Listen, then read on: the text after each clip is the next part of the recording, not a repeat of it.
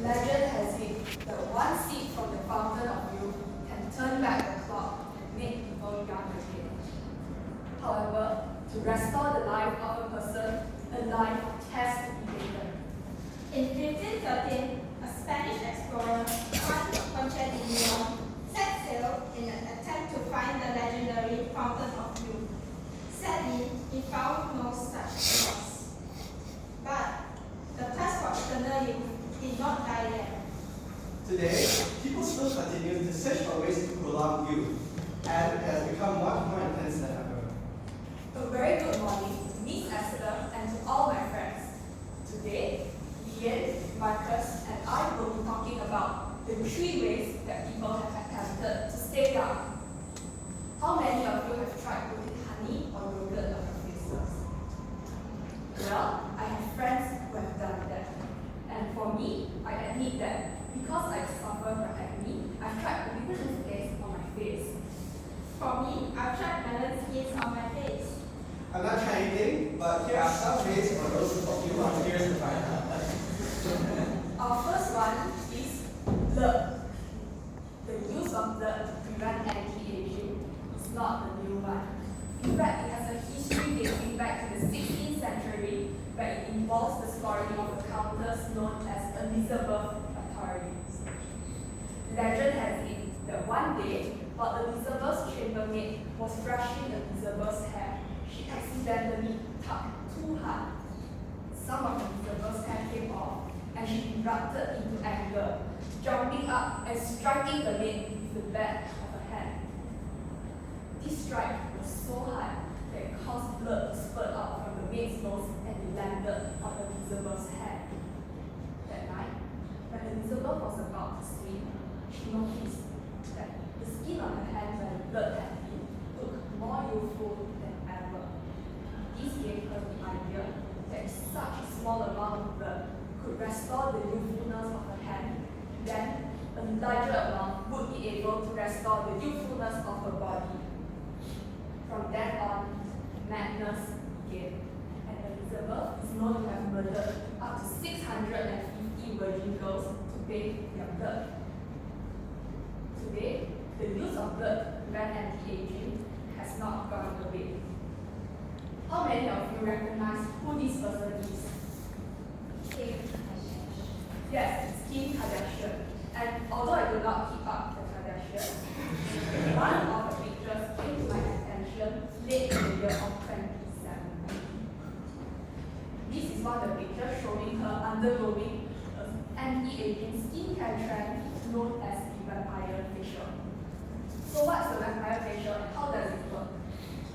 Firstly, the procedure involves a procedure called venipuncture. The blood is drawn out from your veins. This blood is then centrifuged to separate the platelets, while you undergo a microdermabrasion procedure done by poking tiny holes onto your skin. And once this microdermabrasion procedure is done, the blood is then splattered onto your face.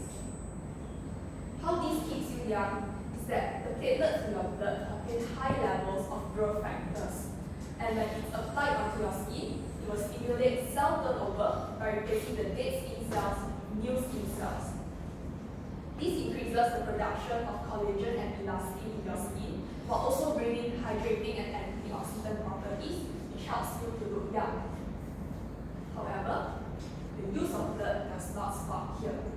In a more bizarre case, a 19-year-old Californian model has taken to bathing in pig's blood in a desperate attempt to stay young. The images I'm about to show you can be really graphic, so for those who cannot stand the sight of blood, you might want to look away. Quoting what the model has said, "My greatest fear is getting old and developing wrinkles and extra loose skin. So, to prevent that from happening, I must do whatever it takes. And this involves her bathing in pig's blood, despite the fact that she is a vegetarian." Although there's no scientific evidence to back this up, the model insists that bathing in pig's blood keeps her skin looking soft and tight. Not only that, she describes that the roughest parts of her body, such as her elbow, feels soft, and she owes that to baby, which is her. If you think that this is crazy enough, wait till you hear what Lillian has to say. Thank you, Sherilyn. So, do you know what's the similarity in these two pictures? Or maybe a few of this? Anyone wants to do a quick guess? Anyone? Yes. They all don't smile. So today my point will be, not smiling or laughing can actually make you look younger. I believe everyone in this room loves to smile. I mean, who doesn't love to smile? We are all used to hearing people say that smiling makes you look younger. But today I'm going to tell you, smiling actually makes you look older. According to Psychonomic Bulletin and Review, this study looked at the impact of facial expressions on perceived age. It simply just means that guessing people's age by looking at their facial expression. Participants viewed images of 70 men and women who were photographed with a positive and neutral expression of a total of 140 images. Melvin Goodale, director of the Brain and Mind Institute at Western University and co-author Zvi Ganel, showed participants the same photograph smiling and neutral, but arranged them to ensure that each participant only saw either a smiling or neutral expression of each person during their trial. In this way, people's naturalists believe that smiling makes you look younger could not be triggered. From this experiment, it was found that smiling faces are being rated 1 year older than neutral expression. Then, the participants were to be instructed guess how old each face was. After the experiments, participants were asked whether smiling generally made someone look older, younger, or had no impact on age. The findings showed that people frequently thought that happy folks were older, even though participants said that they believe smiling made them look more youthful. In the past year's experiment, due to people's misconception about perceiving a smiling faces as younger, people will respond according to their belief. Participants were shown pictures with smiling and neutral expressions together. This gave the participants the chance to compare both pictures and eventually builds up the reason why the past experiments are actually biased. In the second part of the study, the team replicated the first experiment but changed the third expression. Surprise! Again, people guessed that sporting smiles were older. However, this time, those people wearing shocked expressions appeared to be the youngest. For instance, people rated them to be 2 years younger. So, perhaps the key to looking youthful is to maintain an appearance associated with constant state of shock.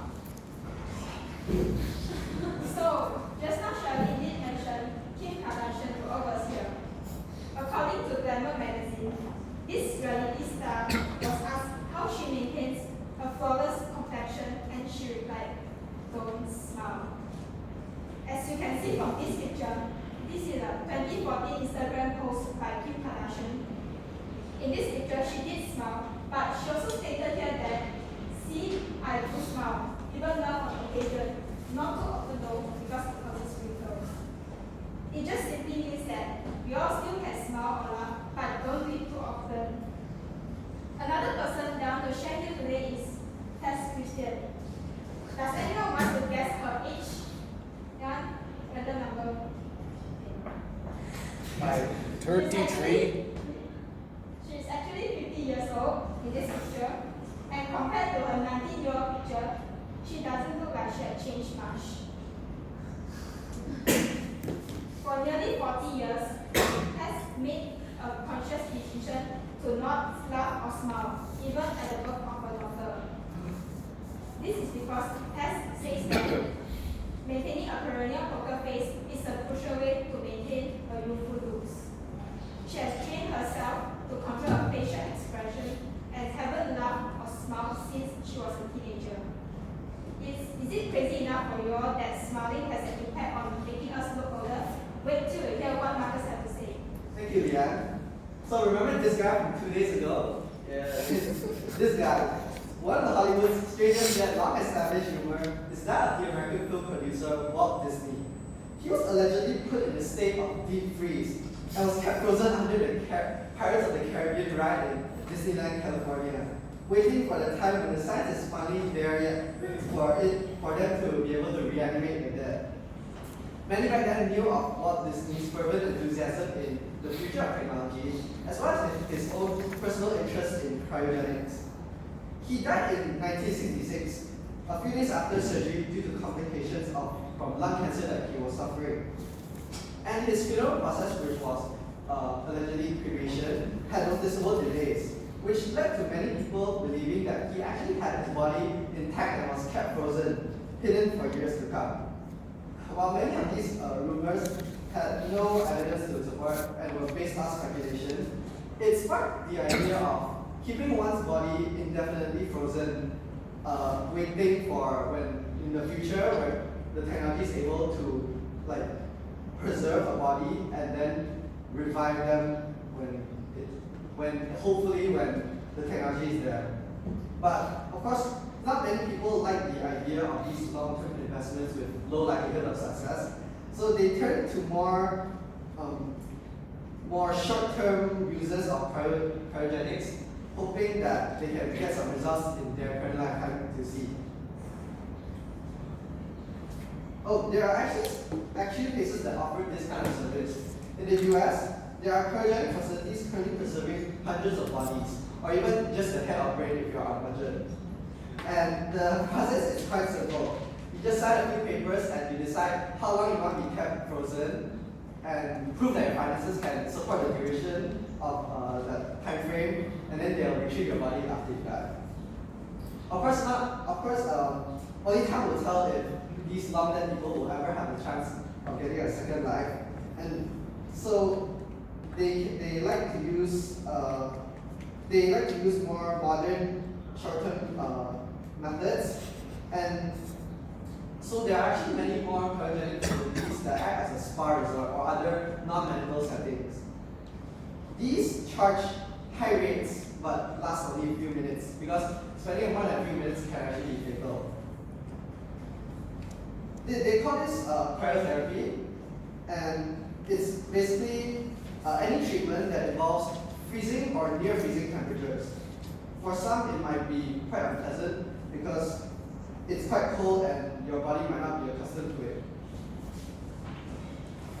The procedure is also quite straightforward. You just strip to your underwear or minimal clothing and make sure to remove any metals because those get cold really fast. And you step into a large chamber or booth, and then cold wind starts blowing. Then the temperature slowly drops, and it can get to as low as about negative 175 degrees Celsius, so that's very cold.